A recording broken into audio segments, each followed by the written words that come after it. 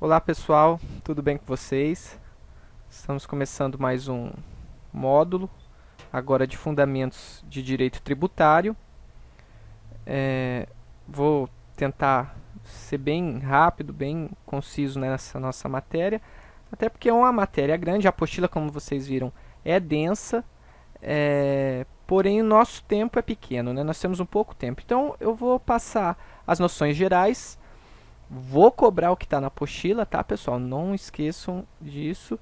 E eu vou tentar dar uma resumida bem rápida nela, para não ficar uma aula cansativa. Só que leiam, que eu vou cobrar, vai cair na prova, vai cair nos exercícios, a matéria da apostila, tá bom? Bom, inicialmente todos nós sabemos que o Estado, para poder servir a população, para poder gerir a coisa pública, ele necessita de recursos financeiros. Assim como nós, ninguém vive, ninguém consegue viver sem dinheiro, né? E o Estado, para se sustentar, para se autossustentar, ele necessita também de recursos financeiros, ele necessita de verbas, de recursos públicos, de dinheiro para poder prestar os serviços que nós necessitamos. Saúde, educação, segurança, isso não é feito de graça. E a sociedade, por ter optado em viver em coletividade, todos nós nos aceitamos em doar um pouco do nosso patrimônio, um pouco da nossa riqueza para o Estado, para que ele possa organizar todo esse aparato, todos esses serviços públicos necessários à coletividade, certo? Deste modo, o próprio Estado ele vai editar normas para poder fomentar a arrecadação de receitas. Ele institui, de forma que ele institui tributos, que é a principal forma de gerar recursos financeiros. Ele vai instituir, por meio de lei, os tributos, cobrando da sociedade, da comunidade. Nós o pagamos e ele nos dá o serviço, nos dá a contrapartida do que nós pagamos. Por isso que é muito importante essa fiscalização nossa, até como nós já vimos também na matéria de lei de responsabilidade fiscal, a importância da fiscalização. Certo, pessoal? Bom, primeiro o conceito do direito tributário. O que é o direito tributário? No conceito do Luciano Amaro, direito tributário é a disciplina jurídica dos tributos, com que se abrange todo o conjunto de princípios e normas reguladores da criação, fiscalização e arrecadação das prestações de natureza tributária. Ou seja, o direito tributário ela é uma matéria, uma disciplina que regula todo o sistema tributário brasileiro, os seus princípios, suas normas, seus procedimentos que devem ser tomados. Lógico que não é o único, tá, pessoal? Também tem as legislações estaduais, as legislações municipais, como todos nós veremos a seguir. Trata-se de um sistema constitucional tributário. Tem todo um sistema. Esse sistema constitucional, ele vai por cima, ele vai ditar as normas gerais do que tem que ser feito pelos estados, pelos municípios, o que tem que gerir. Tá bom, pessoal? Esse sistema tributário, esse sistema constitucional tributário, ele possui um capítulo próprio na Constituição Federal, que regula todo o sistema, sendo um complexo de normas e princípios que regulam as garantias e as obrigações dos contribuintes, bem como as regras que devem ser observadas pelos entes políticos quando da implementação e da cobrança desses tributos. Tá bom, pessoal? Quais são as espécies tributárias previstas na nossa Constituição Federal? Bom, quem ler a apostila vai ver que existem 4 correntes ali descritas pela professora. Eu vou explicar as 5 colocadas na Constituição. Tem gente que entende que só impostos e taxas tem gente que entende que é impostos, taxas e contribuição de melhoria, outros também já incluem as contribuições sociais, outros empréstimos compulsórios. Eu vou aqui adotar a teoria que adota 5. Por quê? É melhor você saber os 5 do que você ficar sabendo só 2 ou 1. Mas saibam que há 4 correntes, certo? E aí vocês estudem aquilo ali que está na apostila, cada corrente, para saber o que cobra uma, o que cobra outra. Muitas vezes isso pode ser cobrado em alguma prova, em algum concurso, em alguma parte teórica. Tá bom, pessoal? O artigo 145 da Constituição Federal fica ali disposto os impostos, as taxas e as contribuições de melhoria. Já no artigo 149, nós também temos as contribuições sociais. E no artigo 148, todos da Constituição Federal, nós temos o empréstimo compulsório. Nós vamos comentar sobre eles mais adiante, mas fica só para já começar a clarear que nós temos esses 5 tipos de tributos, certo? E o que é tributo, pessoal? Qual que é o conceito que eu dou de tributo? Tributo, segundo o artigo 3º do nosso Código Tributário Nacional, e aí vocês também, se quiserem, podem dar uma lida, eu vou providenciar, eu vou disponibilizar para vocês o Código Tributário Nacional para darem uma lida. Tributo é toda prestação pecuniária compulsória em moeda ou cujo valor nela se possa exprimir, que não constitua sanção de ato ilícito, instituída em lei e cobrada mediante atividade plenamente vinculada. Ou seja, com esse conceito, quais as características que nós temos que tirar do tributo?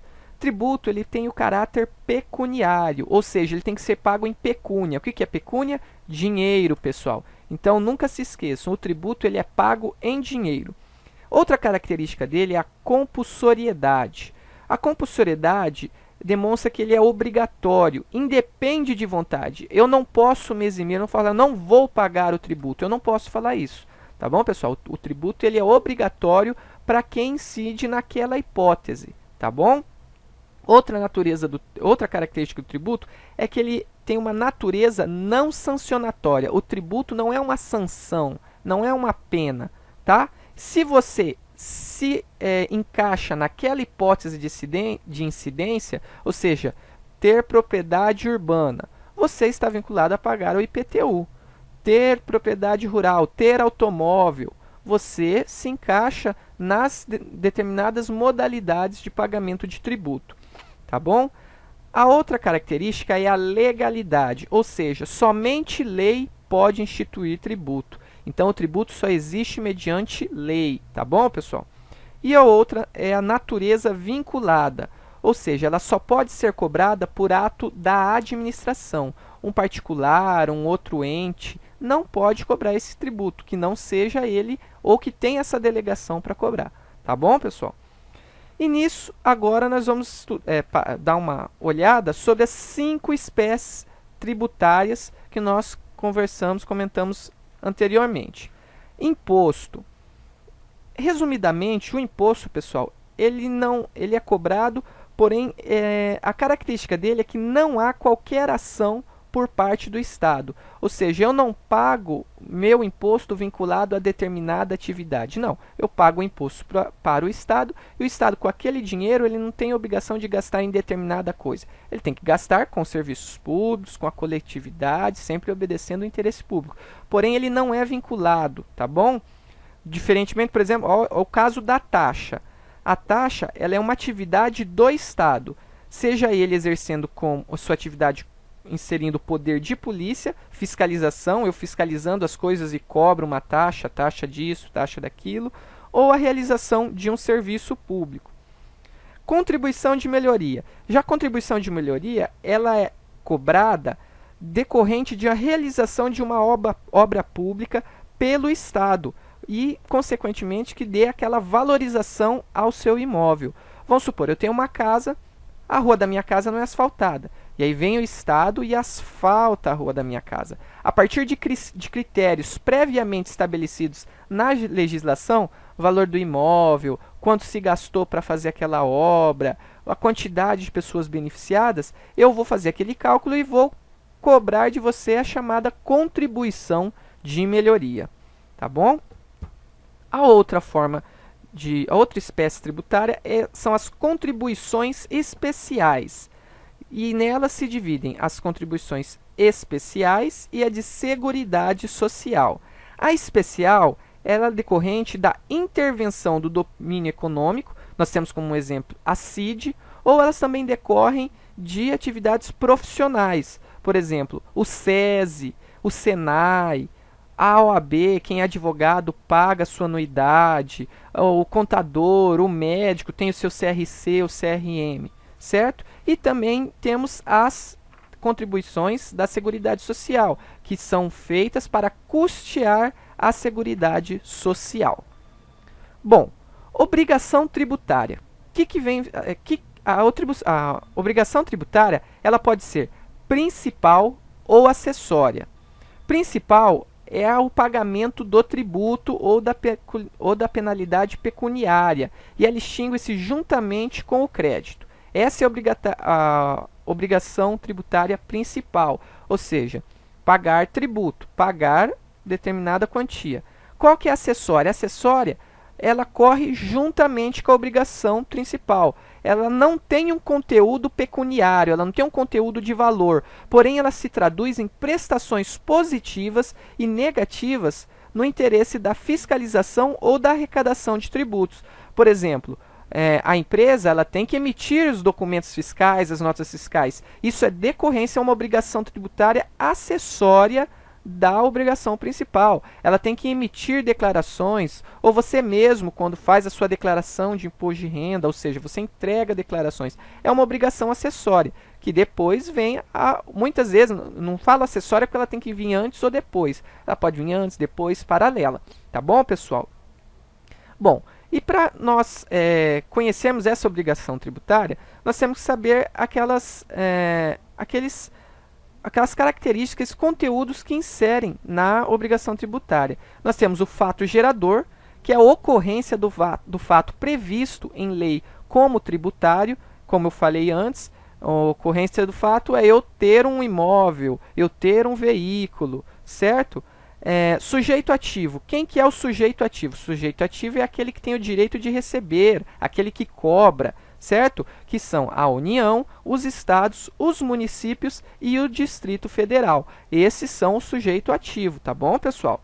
Sujeito passivo. Sujeito passivo é o contribuinte ou responsável por pagar aquele tributo.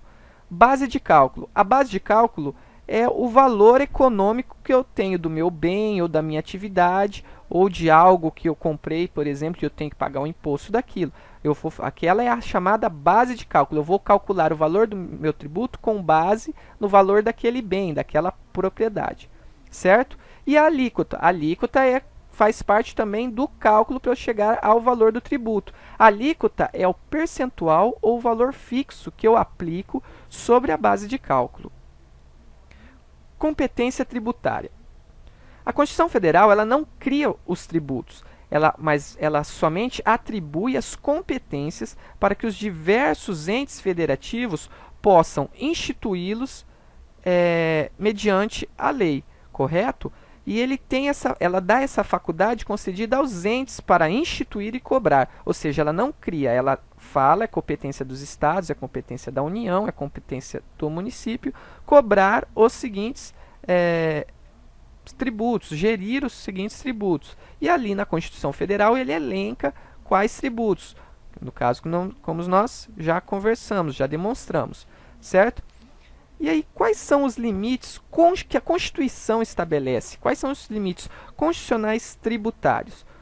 Bom, os limites são impostos tanto para a pessoa quanto para o Estado, são exigir ou aumentar tributos com a observância do princípio da legalidade, ou seja, eu, Estado, não posso cobrar, aumentar ele, quer dizer, eu não posso aumentar e nem exigir tributos que não sejam previstos em lei, certo? Não utilizar o tributo com efeito de confisco, tá? Eu tenho que também observar o princípio da anterioridade. Não é possível também estabelecer limitações, barreiras ao tráfego de pessoas e bens. E a outra característica é a imunidade recíproca entre os entes da federação. Certo, pessoal? Na nossa apostila vocês vão encontrar mais detalhado, mais explicado. E eu estou dando uma pincelada por cima para grau de fixação e de resumo, mas eu peço a vocês, não deixem de ler, estudem, fixem, que a apostila está muito bem feita, muito bem explicada e subsidia todas as dúvidas, certo? São impostos da União. Bom, impostos da União nós temos o imposto de importação, o imposto de exportação, o imposto de renda, o imposto sobre produtos industrializados, o imposto sobre operações financeiras, o imposto territorial rural e o imposto sobre grandes fortunas. O imposto de importação, o imposto de exportação, o IPI e o IOF, eles possuem função extrafiscal. Como assim função extrafiscal? Não tem função função de como receitas tributárias, não tem função para vinculada a determinada coisa ou para efeitos de custeio, de função fiscal, certo? Eles possuem essa função extrafiscal. O imposto de grandes fortunas, não sei se vocês já ouviram, mas ele consta na Constituição Federal, porém até hoje ele não foi instituído. Não sei se tem alguma pressão política, alguma vontade política, ou pressão até das grandes fortunas, né, dos donos das grandes fortunas, mas até o momento ele não foi instituído pela União. Imposto de competência dos estados. Bom, no imposto de competência dos estados nós temos o ITCMD, Imposto de Transmissão, Causa, Mortes e Doação, o ICMS e o IPVA. Já de competência dos municípios, nós temos o IPTU, que é o Imposto sobre Propriedade Territorial Urbana, o ITBI, Imposto sobre Transmissão de Bens Imóveis, e o ISS. Pessoal, eu não vou explicar imposto por imposto, até porque nós vamos ter, consequentemente, após essa matéria, vocês vão ter aula com a professora sobre tributos e contribuições, e ela vai explicar muito bem para vocês cada tributo, cada função do tributo, desse tributo, vai explicar ele pormenorizadamente. Tá bom, pessoal? Bom, como síntese dessa incidência dos impostos, o imposto de importação e de exportação, eles são impostos relativos ao comércio exterior. Por isso que ele tem esse caráter extrafiscal. Tá bom, pessoal? O imposto de renda, o IPTU, o ITR, o IPVA e o ITBI, o ITCMD, eles são relativos ao patrimônio e à renda. E já o IOF, o ICMS, o ISS, o IPI, são impostos que incidem sobre a produção e a circulação de mercadorias. Então vocês podem ver que os impostos também eles são divididos sobre comércio exterior, relativos ao patrimônio e à renda, para quem tem bens, para quem recebe renda, para quem ofere renda, e também sobre para quem produz e para quem faz circular dinheiro ou bens. Tá bom, pessoal? Princípios que limitam o poder de tributar. Bom, nós já falamos anteriormente sobre os limites constitucionais tributários, e aí agora nós vamos passar por cima. Eu não vou comentar os princípios, porque eles estão descritos também na apostila, mas nós temos o princípio da legalidade, o princípio da isonomia, o princípio da irretroatividade da norma tributária, o princípio da anterioridade, o princípio da vedação do imposto confiscatório, eu não posso utilizar o imposto como confisco, e o princípio da liberdade de tráfego. Tá bom? O princípio da legalidade nós já sabemos, tem que ter a lei, somente por meio de lei, isso a gente já conversa desde do módulo de licitações. O princípio da isonomia, igual a todos, se você tem aquele bem igual e a pessoa também tem, ela também tem que pagar, ambos têm que pagar, todos têm que ser tratados de forma isonômica, certo? Princípio da irretroatividade da norma tributária. Norma tributária não pode retroagir, ou seja, eu comprei determinada coisa e no dia seguinte vira tributo ter feito aquela coisa, ter comprado, ter isso, ter aquilo. Se comprei antes, a lei não pode retroagir. Eu não posso sofrer aquela vontade da lei. Porém, quem comprou, quem tem, quem possuiu a partir daquele momento em diante, já é amparado pela lei tributária. Tá bom, pessoal? Imunidades tributárias. Imunidade tributária é aquela hipótese de não incidência constitucionalmente qualificada, ou seja, ela atua no plano da competência, ou seja, determinado órgão, determinada instituição, determinado ente, ele é imune àquele, ele não sofre incidência daquele tributo, conforme a Constituição. Tá bom, pessoal? E aí nós temos a imunidade recíproca, que é prevista no artigo 150, inciso 6, a linha A da Constituição Federal.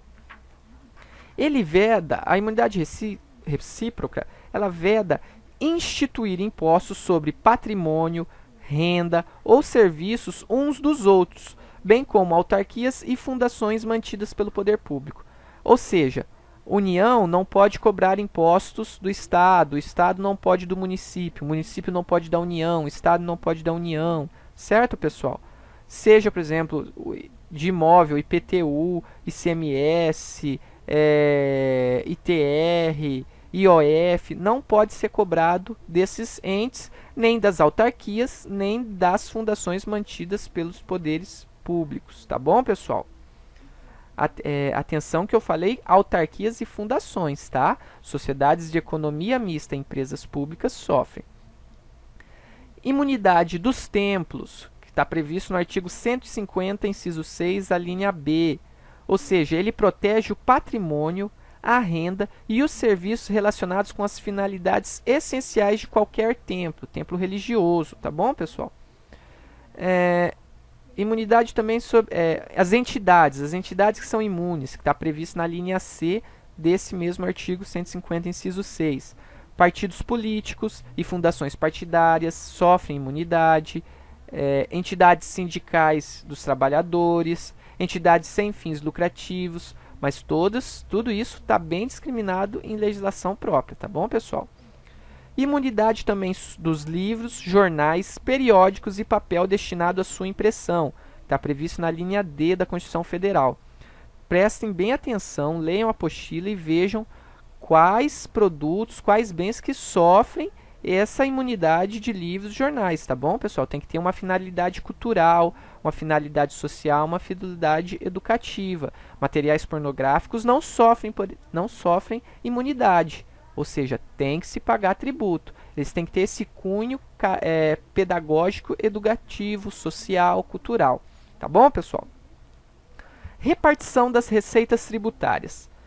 A repartição das receitas tributárias discrimina o montante dos impostos arrecadados, o percentual reservado pela Constituição à União, aos Estados, ao Distrito Federal e aos municípios. Ou seja, a Constituição ela vai determinar qual o montante de recursos dos impostos arrecadados para cada ente. Tantos por cento do imposto tal é para você, União, tantos por cento é para você, Estado, tantos por cento é para você, município. Tá bom? Essa é a repartição.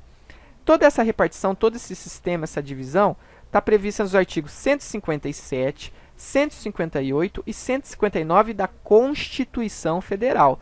Tá bom, pessoal? Então eu indico que vocês deem uma lida lá e vejam quais as competências, quais as repartições das receitas para cada ente. Tá legal? Lembre-se que temos aqui já Constituição Federal e Código Tributário Nacional, tá? Vamos misturar não na hora de pesquisar, na hora de procurar. Crédito tributário se materializa em um procedimento administrativo denominado lançamento, o qual verifica a ocorrência do fato gerador da obrigação tributária. Ou seja, eu Estado, eu ente público, poder público, tenho um crédito, tenho um valor a receber de você contribuinte. Então ele vai se materializar, esse meu direito, essa minha forma de receber, vai se materializar mediante um procedimento administrativo, que é o denominado lançamento, no qual eu vou verificar a ocorrência. Ocorreu esse fato gerador? Você tem mesmo uma propriedade urbana para pagar o IPTU? Você tem mesmo um veículo para poder pagar o IPVA? Tá certo, pessoal? E todo esse procedimento administrativo está previsto no Código Tributário Nacional, nos artigos 139 a 193. É um pouquinho grandinho, mas recomendo a leitura também para vocês, tá bom, pessoal? Ocorrendo a hipótese prevista na lei tributária, com ocorrência do fato gerador, nasce a dita obrigação tributária. Contudo, é necessário que o Estado constitua esse crédito, que ele forme esse crédito. E aí é por meio desse procedimento administrativo que é o lançamento, tá bom? A constituição do crédito tributário pelo lançamento ela está disposta no artigo 142 do Código Tributário Nacional. É importante nós destacarmos que o lançamento ele só pode ser alterado nos modos do artigo 145 do CTN, tá bom, pessoal? E são modalidades de lançamento: o lançamento direto ou de ofício, o lançamento misto ou por declaração e o autolançamento. Essas modalidades de lançamento elas estão previstas no artigo 147 a 160 do CTN. O lançamento direto ou de ofício ele é feito por conta própria, ou seja, a Fazenda Pública ela já dispõe de todas as informações necessárias e procede o lançamento diretamente. Ou seja, vamos supor o veículo seu. Você compra o seu veículo, você tem um carro, no momento que você compra já é dado aquela baixa no Detran. O Detran já tem as informações necessárias para inserir posteriormente a cobrança do IPVA sobre o seu veículo.